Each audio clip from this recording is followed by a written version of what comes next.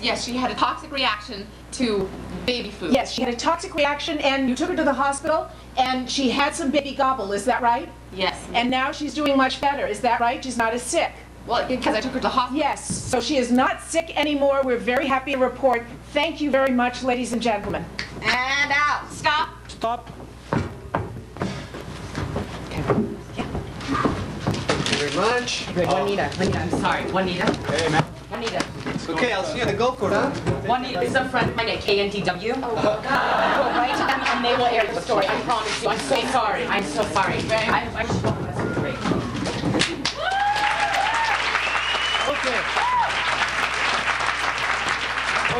Okay. I propose that we have had 3 other interventions also. We had thought about going to 8 o'clock. It's already a few minutes past 8 o'clock. But I would not like to finish without having 10 minutes or 5 minutes or 10 minutes of dialogue with you. How was it for you? What did you say, think, or whatever? It was good not to know what was going to happen. Pardon me? It was good not to know what was going to happen. Yes. What else? What else? No, I understood. I understood that she said that the future had 3 other interventions also. We had more or less thought about going to 8 o'clock. It's already a few minutes past 8 o'clock. But I would not like to finish without having 10 minutes or 5 minutes or 10 minutes of dialogue with you. How was it for you? What did you say, think, or whatever? It was good not to know what was going to happen. Pardon me? It was good not to know what was going to happen. Yes. What else? What else? No, I understood. I understood that she said that the future is open. No, so we can go wherever we want. No, not to know what's going to happen. Sometimes we know what's going to happen, and life becomes a little bit monotonous. When you know everything that's going to happen, you know everything. So it's monotonous. No? And she said, well, you open up possibilities, yes. I just feel like I was much more emotionally involved. I feel like it was more satisfying because all the things that I might be feeling just watching theater sort of got to be played out, even if I wasn't doing it, somebody else, all the different possibilities. It was much more engaging. More engaging, even if you don't come here, because if I do a play about myself, about my exile, about whatever I do here, I am speaking in my name, I'm doing and you are witnesses of what I'm showing to you. No, in this case, when one other person come here, even if it's not you, the spectator who comes here does not do in your place, does in your name. It's different. If I play my story here, I'm placing in your place. I'm doing in your place. But when everyone can come here, you are doing, come here, the action is done in the name of the other ones. Why? Because you can have the right to say, no, I don't agree. In a normal play, a play that I write about myself, a play that I want, or a Macbeth that I love so much, I want to do that play. Okay, I show you, that's all. So I'm doing in your place. Oh no, I'm doing in your place, but not in your name. And here, whoever comes here does in the name of everyone. Why? Because everyone has the right to say, I don't agree. I'm going to show something different. Okay? That's the idea. But I insist, this never replaces any other form of theater. It is only a form. All forms are irreplaceable. This is one more. It's not instead of. Yes. Yeah, I'm concerned particularly with the first play and the second play. A lot of these plays are charged. What, pardon me? They're charged. They have a charge that they're emotionally volatile in a way. And particularly in the first play, I'm concerned about someone in the audience who maybe has been traumatized but hasn't thought about it or is not ready to deal with this kind of a situation. And then they see it again, and as an audience member, maybe I'm left at the end of the evening leaving with something that's been opened up in me, but I'm not ready, or I don't know how to deal with it now. Yeah. Now I'm alone. Yes. That would help. Good point. Yeah. We are always alone. Yeah. Yeah. Yes, but that's good. What we want is not to create a stabilize people at the end. We want the opposite, to dynamize people. And so what you are describing is exactly what we look for, to destabilize, so that you don't feel that this is like this and it's going to be like that. But look, most of the time that we work with this kind of theater, it's not for heterogeneous audiences. Very rarely we do that in a normal theater. We do for the people concerned by the problem. Suppose that we were here not for you that come from all over, but if we are here in associations that exist, some associations, some organizations, to deal with the problem of women being raped. And then suppose that the audience was of women being raped. So when they come here, they are really trying to train for something. In Brazil now, we have, our group has 8 different groups. Each group has a specificity. For instance, we have groups of peasants without land. They create their plays for themselves. It's not to go on a theater and for no matter who comes, a heterogeneous audience. It is to use the theater as a language to understand better the problems of peasants without land. We have another one that is housemaids, those women that work in the house of other people. There was one day that something happened that moved so my heart so much, and it shows why we do that kind of theater. It was a moment that those housemaids, it's a group of women, all of them, their names are Maria something, and so the group is called the group of Marias.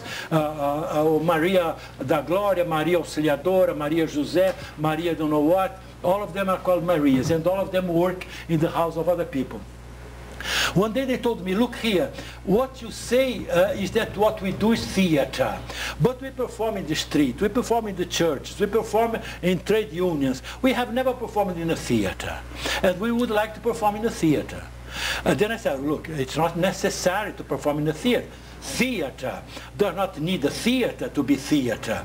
I even think that sometimes if you do theater only inside theater, the theater can become the cemetery of theater, because theater you should do everywhere, like in a church. If you have you are religious only inside the church, then the church becomes the cemetery of religion. Or in democracy, if you vote and you never again give your opinion about anything, you don't influence anything anymore, so the Senate, the chamber, can become the cemetery of democracy. To vote, to be a citizen, you have to be all of your life, in all circumstances. If you are religious, all your life you have to be religious, not only inside the church.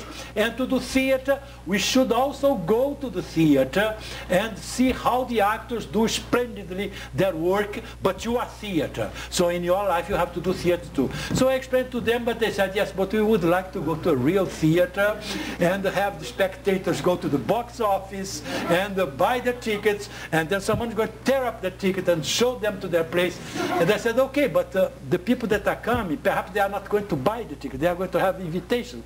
No matter, we want them to go to get the invitations in the box office. And we want to see the curtain going up. I said, okay, why not? They want. It's so fascinating. This part of the theater also is so fascinating. The lights go down. We love that, no? And then, okay, why they cannot have that? I said, yes. So we hired the theater. And we did the play, we did a festival with all groups, 2 groups every day. The last day, the housemaids came to do their play. And then it was a success, because lots of friends came, and neighbors and all that. So very nice. And then when they did their play, the housemaids, they came to us and said, look, one of them is crying. She's weeping there, something has happened. So we went there to see what had happened to make her cry. And then we came to her and said, why are you crying? Everything was so nice, they applauded so much. And she said, no, for me it was very moving, because we housemaids, we are taught to be invisible. And during the day, I was rehearsing here. There was a man over there say, come on closer to the spot because I want to put the spotlight on you. Come here. She was showing my body, my physical being here. And so I was moved by that. And then there was another one putting a microphone here. We are taught to be mute. We cannot speak. If we see the family talking with friends, we cannot go there and say, no, I don't agree with you, I agree with you. You cannot interfere. You have to be mute, deaf, everything. And there was a man putting the microphone for me to speak loud so that everyone is would listen to me. Then I said, that's why you cried, that's why you wept. And she said, no, that was not that. And then why was it? I said, no, it's in the evening, it was fantastic. I was very moved because I was there showing my body, talking about my ideas, my emotions, all in the lights, and everyone listening to me, and the family I worked for. In 10 years I have been working for them. All of them were in the room there in the dark. And then I said, that's why you were moved, so you wept because of that? I said, no, it was not because of that. So why did you weep?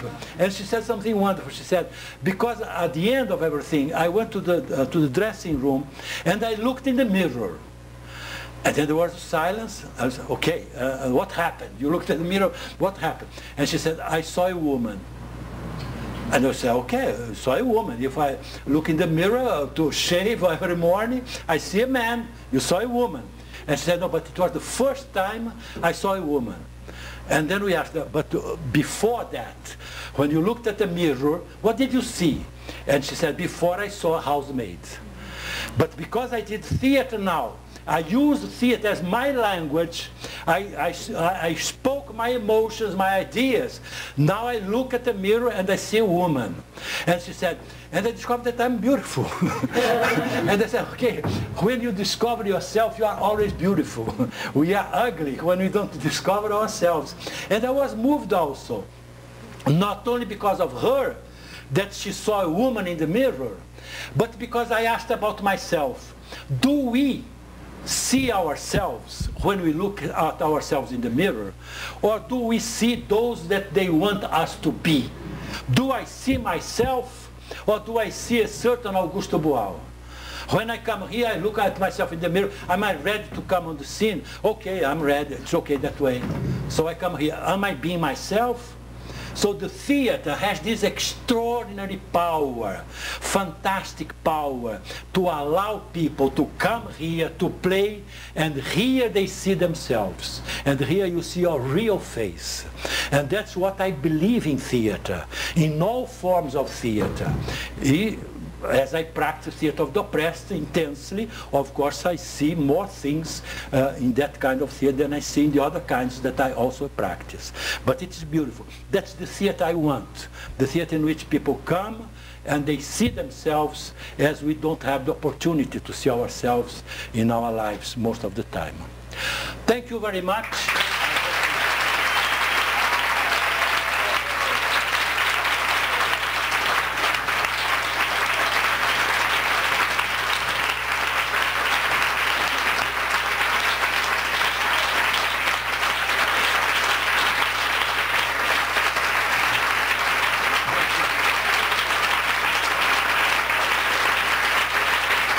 Like it?